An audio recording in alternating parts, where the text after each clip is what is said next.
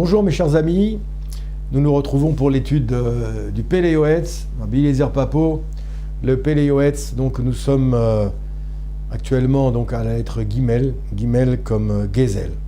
Gezel, le vol, c'est la deuxième partie de ce shiur. Pour ceux qui sont intéressés et qui auraient le temps, vous pouvez voir d'abord la première partie du cours qui s'appelle Gezel également, on va dire partie 1. Là, c'est la deuxième partie du Rabbi Eliezer Papo.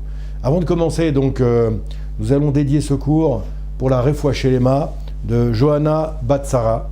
Kakadosh Baruch Hu lui envoie une Refoua Shelema complète. Beaucoup d'atzlacha, beaucoup de réussite et que de bonnes choses, ainsi que pour tous les malades du clan Israël. Amen. Rabbi Eliezer Papo nous dit toujours au sujet du Gezel. Gezel, c'est le vol. Vous savez qu'il y a deux types de vol. Il y a deux types de vol, deux types de terminologie pour le vol en hébreu. Il y a ce qu'on appelle le Gezel et ce qu'on appelle la Gneva. Pour le moment, c'est la partie qui s'appelle Gezel. Gezel, c'est un vol qui est entre guillemets découvert. Découvert, ça veut dire dont on va connaître les auteurs et on va en connaître un petit peu même des fois les motivations. C'est ce qu'on appelle le Gezel. Ici, le Rav nous dit dans la deuxième partie de ce shiur, Ve'adouar chez Gezel Agoy, Chamour mi Gezel Israël.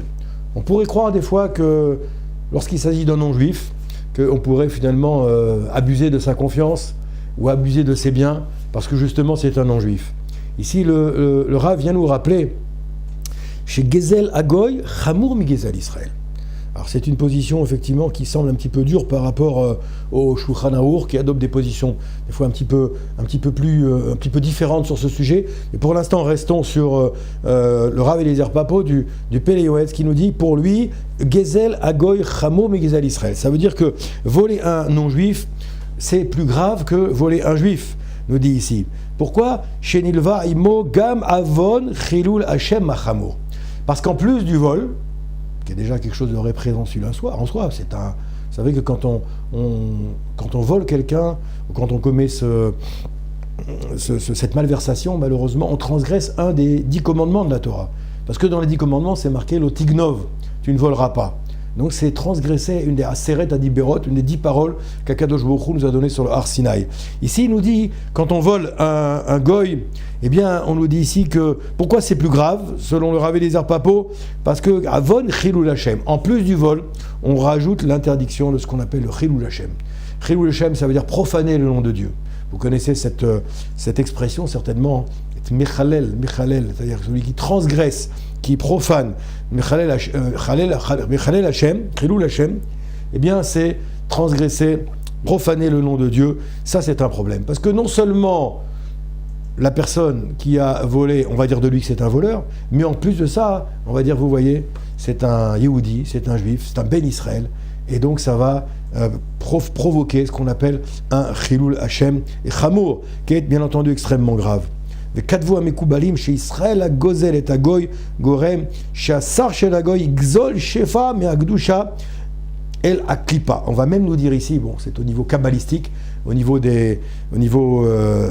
métaphysique, au niveau du sod, comme on dit, les kabbalistes nous disent que le juif qui vole un non-juif, il va créer dans les cieux le fait que le sar des goïms, c'est-à-dire le prince des nations, vous savez qu'on dit que chaque peuple a son sar, a son représentant, a son prince, eh bien on nous dit que le sar des goïms va venir lui voler l'abondance de Gdusha qu'il y a donc chez les Bnei Israël. Donc le fait de voler un goy, nous explique ici les Mekoubalim, eh bien nous explique que ça vient entacher, chas v'shalom, la shefa bracha, l'abondance de Kedusha dont on peut bénéficier dans ce monde-là. C'est la raison pour laquelle il faut faire particulièrement attention à ça. Comme c'est marqué dans Shulchan Arour, Ta'ut akum mutar, aval assur le'at oto. On nous dit ici dans Shulchan Arour que un païen, un goy peut faire une faute, ça c'est possible, mais par contre on n'a pas le droit de l'induire en erreur. On n'a pas le droit de l'induire en erreur pour qu'il se trompe. On le dit, on n'a pas le droit de lui vendre une bête qui est nevela, ça veut dire une bête qui est inapte à la consommation cachère. La bête a eu un défaut ou un membre qui était abîmé, donc cette bête ne peut pas être considérée comme cachère, elle est ce qu'on appelle nevela. Eh bien on nous dit ici, on ne peut pas vendre cette bête à un goy en lui disant chez Ishruta, qu'on a fait la shrita comme il fallait et que cette bête était cachère pour les juifs. De la même manière, olitenlo ma'ot mezuyafot velo marlo shen yafot. On n'a pas le droit non plus de donner des pièces de monnaie à un goy en lui disant t'inquiète pas, ce sont des pièces qui sont, comment dirais-je, toujours en fonctionnement, des pièces que tu peux utiliser dans le commerce, même si elles sont comme ci, comme ça, alors qu'on sait très bien qu'en vérité ces pièces ont un problème technique et qu'on ne pourra pas les utiliser. Tout ça, ça rentre dans la catégorie du vol. Ou alors de les mélanger avec des bonnes pièces. Vous voyez, prenez des pièces qui sont des pièces qui ne fonctionnent pas et on les mélange avec des bonnes pièces, des fausses pièces, on va dire comme ça. La fausse monnaie, on la mélange avec la bonne monnaie. Ça, et donc les vendre à un goy, ça, on n'a pas le droit de le faire. Ok, tout ça, c'est pas possible. Akol Assour, Ve Gezel Gamour Mikre, tout ça, c'est interdit et ça s'appelle Gezel Gamour. Du vol manifeste, on va dire comme ça. V'yeshmin Gezel Achar Shelimsa Ben Ashutafim. Il y a aussi un autre catégorie de vol qui s'appelle le vol qui est entre des associés. Chez Adam Kamtsan, Mile otsi otsaot beveto bareu venoten neishto shelomi darto veu lokear kenegdo. On est dit ici maintenant, qu'est-ce qui va se passer?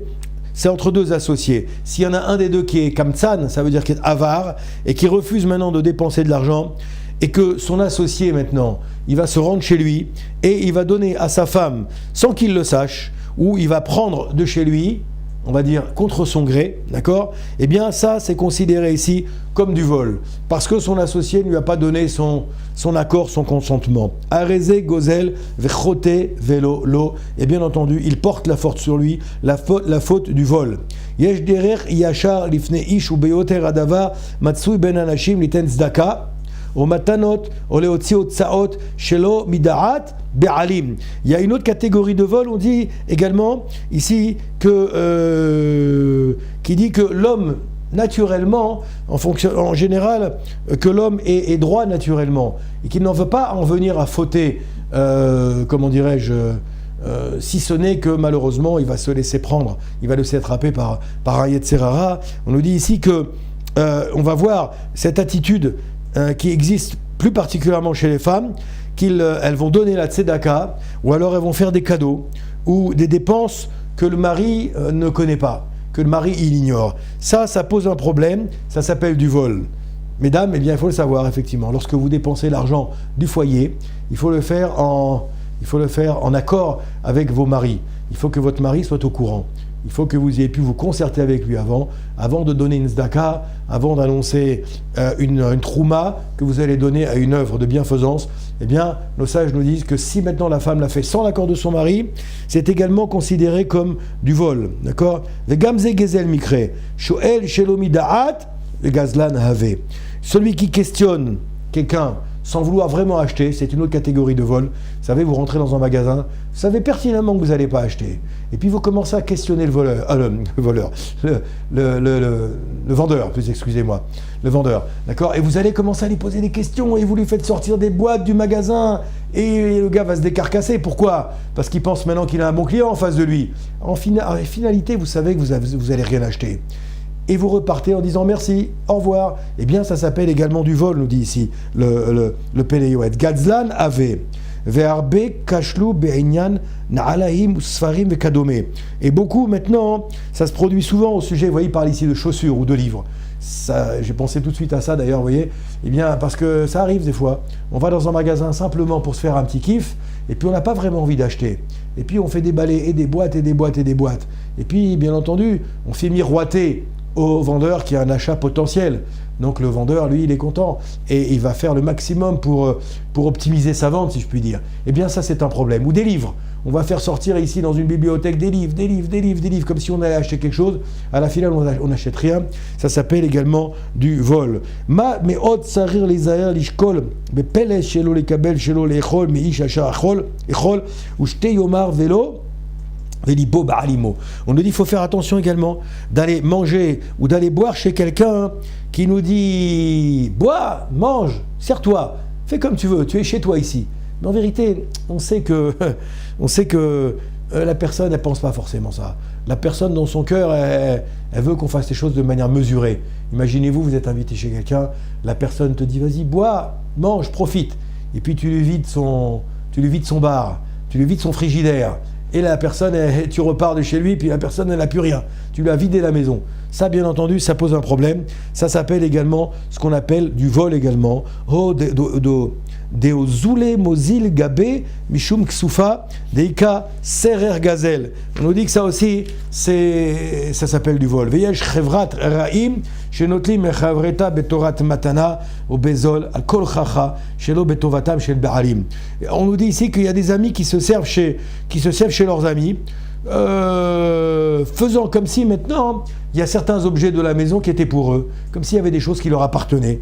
L'ivou gazal gamour, c'est du vol gamour. Velosav gamou shovrim alav delo tachmod, et que ça, en plus du vol qu'ils vont commettre, eh bien ça rentre dans la catégorie de ce qu'on appelle le tachmod, qui est une autre interdiction de la Torah qu'on trouve dans les 10 commandements, qui s'appelle tu ne convoiteras pas les biens de ton prochain ou la femme de ton prochain, tu ne dois pas convoiter, l'otachmod. Donc celui qui fait ça, qui va prendre quelque chose chez son ami qui ne lui était pas destiné, d'accord, qui va se servir chez son ami sans qu'il en ait l'autorisation, ok, eh bien d'une certaine manière, il va donc commettre cette interdiction, non seulement de vol, mais également l'interdiction de l'otachmod. On parle également d'un objet qui était un cadeau qui avait été fait aux amis chez qui la personne est hébergée ou chez qui la personne est invitée, et la personne va se servir, va prendre cet objet ou va l'utiliser, et bien en se disant bon, c'est pas grave, c'est un cadeau qu'on lui a fait parce qu'il savait que c'est un cadeau. Ça aussi c'est considéré comme du vol, et ça s'appelle également l'otachmod. Tu ne convoiteras pas les biens de votre prochain. C'est la raison pour laquelle, mes chers amis, nos chachamim, et particulièrement ici le Pelei Yoetz, nous dit qu'il faut être attentionné sur tous ces sujets-là, qui nous paraissent des fois un petit peu anodins. En vérité, ce sont des sujets essentiels dans la Torah, et c'est un point sur lequel Akadosh Baruch Hu nous regarde avec beaucoup d'attention. L'otikzol, velo tachmod, c'est ce que je vous souhaite, Bezrat Hashem, que nous puissions respecter ces Aseret Adiberot comme Akadosh Baruch Hu nous les a enseignés. Amen, Ken Yerason, à très bientôt.